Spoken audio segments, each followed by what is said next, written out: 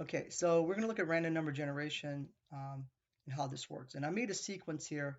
1, 2, 3, 4, 5. We'll follow this order. And what we want to do is, first thing you want to do is declare a function, obviously random, just like that. Not dim, I'm sorry, sub random. Okay, and then dim num1 as single. Now, single means, the word single means float. A float is just basically a decimal, okay, or decimal, just like that, right? So now what you want is num1 equals RND. Sheet1 dot range, and we want this range to be H3, right? So H3 dot value equals what? Num1. Okay, and num1 H3 right here. So if I hit number generator, and I'm going to right click and assign the macro to random. Okay, and I just hit random, see how it generates, but it never goes below 0 and never goes above 1. Okay, and just keep hitting it and does that. Well, we want a little more than that. What if I wanted to make it from 0 to 10? And I put num1, sorry, num2 is equal to num1 times 10.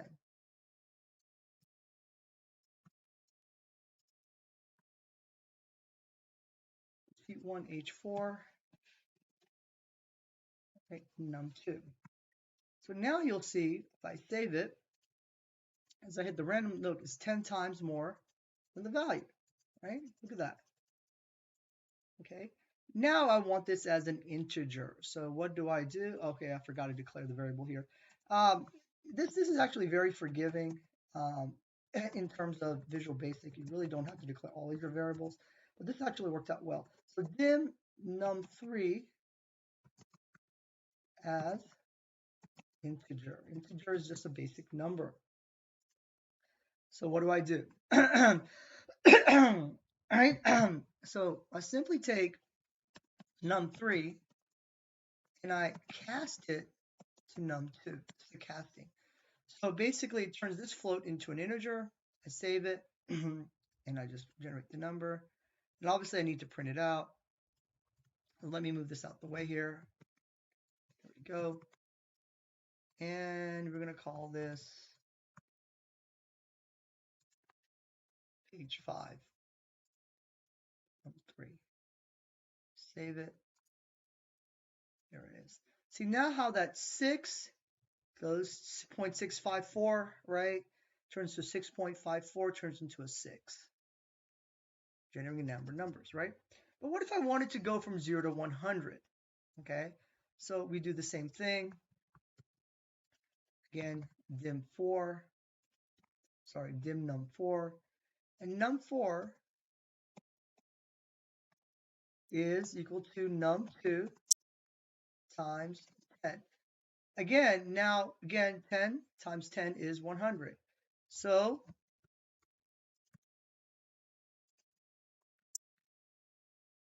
num4, okay. Now we see the progression, and here it is, okay. Now here's our random number generators from 0 to 100. But how do I go from 50 to 100? Now here's the game, right? How do I go from 50 to 100? Something called conditional. If so, remember 0 to 100, how do I cut it off? How do I increase that number? Well, we want to do a conditional. If num4, right, is greater than, obviously, 50, what do we want to do? Then what do we want to do? We want to go ahead and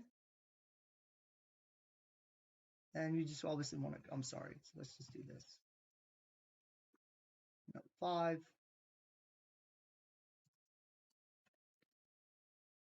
and then num5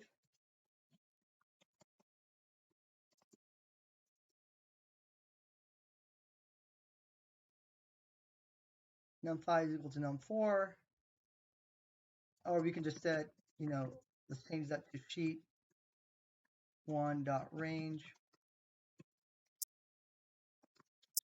87.value equals num4. Okay. Else what? Else is our default statement.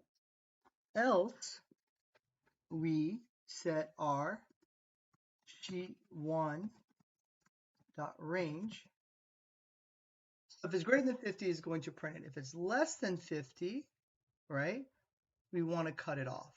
We want to just basically do nothing, right? We don't want to deal with it. So we want to, if it's less than 50, then we want to add another 50 to it. So we can type in 87.